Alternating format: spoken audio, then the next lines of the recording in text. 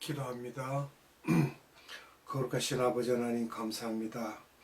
이렇게 또한 생명의 말씀 앞으로 우리를 인도하사 하나님께서 우리에게 주시는 살아계신 그 생명의 말씀을 받을 수 있도록 은혜 베푸시니 감사합니다. 아버지 하나님, 이 시간 이곳에 성령님께서 함께 하시고 역사하여 주셔서 말씀을 선포하는 자나 듣는 자들에게 충만하시고 오직 살아계신 생명의 말씀만 우리 영혼에 담을 수 있는 복되고 귀한 시간이 되도록 은혜 베풀어 주시옵소서. 아버지 하나님께 감사와 찬양을 올려드리며 예수님의 이름으로 기도드리옵나이다. 아멘. 절기의 중요한 날짜와 사건들에 대해서 세 번째 시간으로 말씀을 함께 나누도록 하겠습니다. 취시리월 15일, 즉 7월 15일 장막절에 대해서 알아보도록 하겠습니다. 역대하 5장 2절로 3절입니다. 이에 솔로몬이 여호와의 언약궤를 다윗성 곧 시온에서 메어 올리고자 하여 이스라엘 장로들과 모든 지파의 두목 곧 이스라엘 자손의 족장들을 다 예루살렘으로 소집하니 7월 절기에 이스라엘 모든 사람이 다 왕에게로 모이고. 아멘. 역대하 5장 12절로 14절을 또 보겠습니다. 노래하는 레위 사람 아삽과 헤만과 여두둔과 그 아들들과 형제들이 다 세마포 옷을 입고 단 동편에 서서 재금과 비파와 수금을 잡고 또 나팔 부는 제사장 120인이 함께 서 있다가 나팔 부는 자와 노래하는 자가 일제히 소리를 발하여 여호와를 찬송하며 감사하는데 나팔 불고 재금치고 모든 악기를 울리며 소리를 높여 여호와를 찬송하여 가로되 선하시도다 그 자비하심이 영원히 있도다 하며 그때에 여호와의 전에 구름이 가득한지라 제사장이 그 구름으로 인하여 능히 서서 섬기지 못하였으니 이는 여호와의 영광이 하나님의 전에 가득함이었더라. 아멘. 이 내용은 솔로몬이 성전 봉헌한 날 낙성식에서도 이와 같이 행사를 하였죠. 이런 일이 있었고요. 또 느헤미야 8장 14절로 18절을 봅니다. 이 내용들은 BC 516년에 제2성전 봉헌식 때도 이런 내용들이 있었습니다. 느헤미야 8장 14절로 18절입니다. 율법책을 본즉 여호와께서 모세로 명하시기를 이스라엘 자손은 7월 절기에 초막에 거할지니라 하였고 또 일러스되 모든 성읍과 예루살렘에 공포하여 이르기를 너희는 산에 가서 감람나무 가지와 들감람나무 가지와 화석류 나무 가지와 종려나무 가지와 기타 무성한 나무 가지를 취하여 기록한 바를 따라 초막을 지으라 하라 하였는지라. 백성이 이에 나가서 나무가지를 취하여 혹은 지붕 위에 혹은 뜰 안에 혹은 하나님의 전 뜰에 혹은 수문 광장에 혹은 에브라임 문 광장에 초막을 짓되 사로잡혔다가 돌아온 회 무리가 다 초막을 짓고 그 안에 거하니 눈의 아들 여호수아 때부터 그날까지 이스라엘 자손이 이같이 행함이 없었으므로 이에 크게 즐거워하며 에스라는 첫날부터 끝날까지 날마다 하나님의 율법책을 낭독하고 무리가 7일 동안 절기를 지키고 제8일에 규례를 따라 성회를 열었느니라. 아멘. 스가랴서 14장 9절 말씀과 14장 16절 말씀을 봅니다. 여호와께서 천하의 왕이 되시리니 그 날에는 여호와께서 홀로 하나이실 것이요 그 이름이 홀로 하나이실 것이며 16절입니다. 예루살렘 일치로 왔던 열국 중에 남은 자가 해마다 올라와서 그 왕 만군의 여호와께 숭배하며 초막절을 지킬 것이라. 아멘. 이 내용을 자세히 보면은 천년 왕국 때의 모습을 우리가 연상해야 될 것입니다. 이 초막절의 상징을 볼 때요. 또 그 다음엔 무교절에 대한 말씀인데요. 무교절에 누룩 없는 떡을 먹게 된 것은 그것을 우리가 이해할 필요가 있는데요. 빨리 퍼지고 부풀어 오르는 속성을 갖고 있죠. 누룩이. 그게 퍼진다는 이야기입니다. 그래서 그 누룩 없는 떡, 무교병을 먹으라고 하셨죠. 그럼 누룩의 성서적 의미를 우리가 한번 살펴봐야 되겠습니다. 마태복음 16장 12절을 봅니다.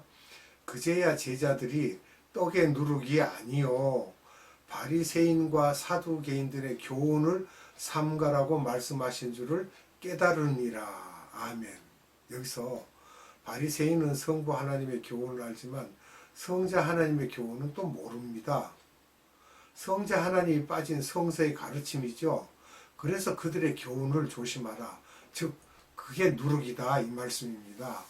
그래서 누룩 없는 떡을 말씀할 때는 순수한 하나님의 말씀 또는 예수님의 말씀을 우리가 그대로 받아들여야 된다는 것이고요. 마태복음 13장 33절을 봅니다. 또 비유로 말씀하시되 천국은 마치 여자가 가루 서말 속에 갖다 넣어 전부 부풀게 한 누룩과 같으니라. 여기서는 여자가라는 이 말은 교회를 지칭하고 있습니다. 오늘날에 여자가 이렇게 말하는 말씀은 이 세상이죠. 크리스찬들이 다니는 교회들입니다. 마태복음 13장의 7가지 천국 비유는 삼층천의 천국이 아니라 크리스찬 라이프를 말씀하고 있는 것입니다.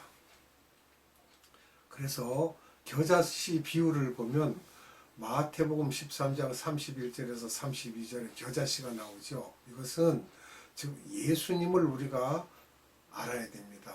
예수님 한 사람의 영향력으로 큰 일을 이루신다는 것이죠. 그 작은 겨자씨 하나가 나중에는 새가 깃드는 나무같이 된다는 것이죠. 그래서 이 겨자씨를 말할 때 그냥 작은 씨를 생각하지 마시고 예수님을 생각을 하시면 쉽게 이해가 될 것입니다. 또 씨 뿌리는 비유의 말씀은 마태복음 13장 19절로 23절에 기록되어 있죠. 길가에 뿌린 자가 무엇입니까? 길가에 뿌린 자는 즉 구원이 없다는 것이고 돌밭에 뿌린 자는 역시 이것도 구원은 받은 것 같은데 아니라는 거예요. 구원이 없다는 것이고 가시떨기에 뿌리웠다라는 것은 구원은 있으나 열매 없는 신앙이죠. 열매가 없다. 좋은 땅에 뿌린 자라는 것은 하드가 깨끗하여서 성령의 9가지 열매를 맺는 것을 우리가 알 수 있겠습니다. 또 밭에 감추인 보화에 대한 말씀은 마태복음 13장 44절을 보면 깨달은 사람을 보화를 본 후 있는 것을 다 팔아서 투자한다는 것이죠. 내 것을 지니고 있는 것이 아니라 다 팔아서 그 귀한 보화를 산다는 것이에요. 찾는다는 것이에요. 또 45절을 보면 진주를 구하는 자가 나오는데 가치 있는 것을 보고 깨달은 자를 말하고 있는 것입니다. 그만큼 값비싸다는 것을 알 수 있고 그것을 구한다는 것입니다. 또 마태복음 13장 46절로 48절을 보게 되면 각종 물고기에 대한 이야기가 나옵니다. 이 물고기에 대한 이야기를 볼 때 내민족 복음화뿐만 아니라 세계 모든 이방 복음화를 말하고 있습니다. 그것을 우리가 이해를 하고 말씀을 보면 이해가 쉽겠습니다. 고린도전서 5장 6절에서 8절의 말씀입니다. 너희의 자랑하는 것이 옳지 아니하도다. 적은 누룩이 온 덩어리에 퍼지는 것을 알지 못하느냐. 너희는 누룩 없는 자인데 새 덩어리가 되기 위하여 묵은 누룩을 내어버리라. 우리의 유월절 양 곧 그리스도께서 희생이 되셨느니라.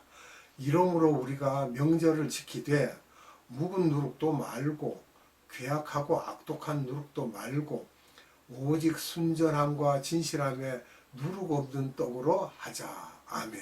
여기서 보면 이게 이제 괴악하고 묵은 누룩 이런 것을 다 없애고 순전한 것을 원하시는 것은 성결한 자가 되기 위해서 노력해서 우리가 성결케 되어야 된다는 것입니다. 무교절은 일주일 동안인데 무교병을 7일간 먹는다는 것입니다. 7은 완전 숫자입니다. 7일간 무교병을 계속 먹는다는 것은 지금의 우리들에게는 말씀을 보아야 한다는 것입니다. 무교병을 먹을 때 같이 먹어야 할 것이 있습니다. 말씀은 영양분인데 영양분만 많이 섭취한다고 해서 건강해지는 것은 아니기 때문에 몸의 아픈 부위를 잘라내야 하는 일이 필요합니다. 즉 우리 속에 있는 더럽고 추악한 것과 불필요한 모든 것을 잘라내어야 됩니다. 가지치기 하듯이요. 그래야만 우리가 영양분을 섭취하고 하나님의 말씀을 제대로 공급받으면 우리가 성결하게 될 수 있다는 것이죠. 에베소서 6장 17절을 봅니다. 구원의 투구와 성령의 검, 곧 하나님의 말씀을 가지라.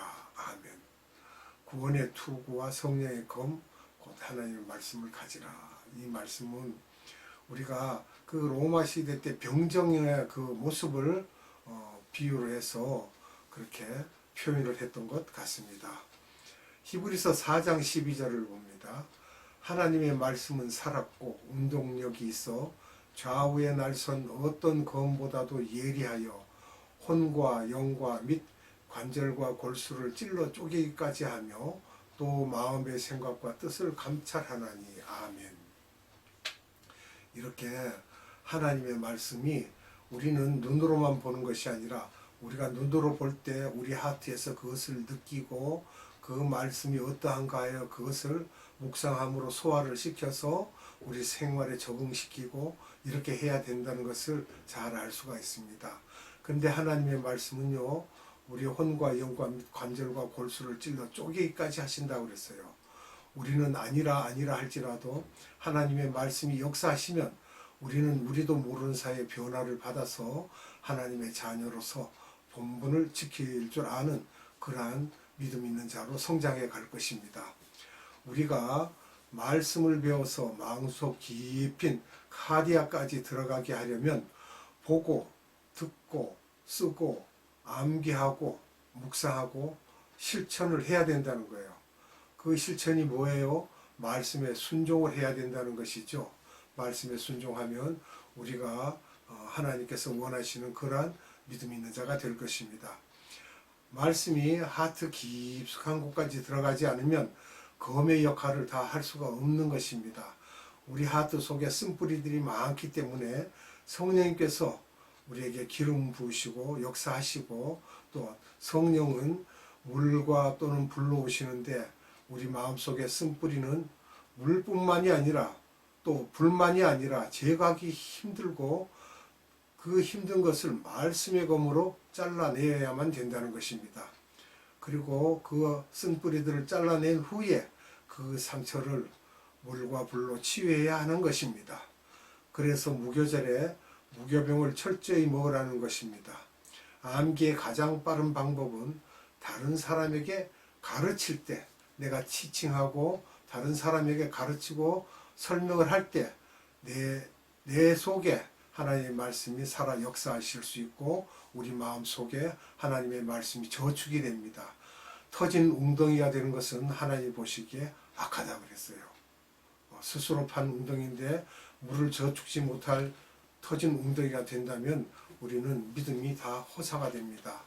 그러니까 하나님의 말씀을 우리 마음에 깊이 새기고 담아서 그것을 우리가 활용하여서 이 악한 세상에서 능히 선으로 악을 이길 수 있는 삶을 살아야 될 것입니다. 기도하겠습니다. 이 시간도 살아 역사하시고 우리를 사랑하신 아버지 하나님 감사합니다. 오늘 이 시간도 우리가 점검에 대한 것이 무엇인지 하나님 누룩이 무엇인지 또한 자세히 말씀으로 우리에게 알려주심을 감사드립니다.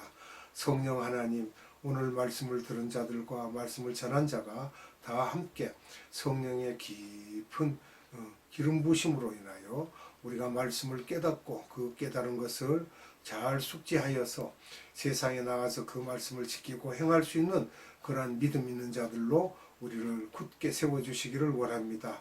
아버지 하나님께 무한한 감사와 찬양을 올려드렸고 우리 구주 예수 그리스도 이름으로 감사하며 기도드리옵나이다. 아멘.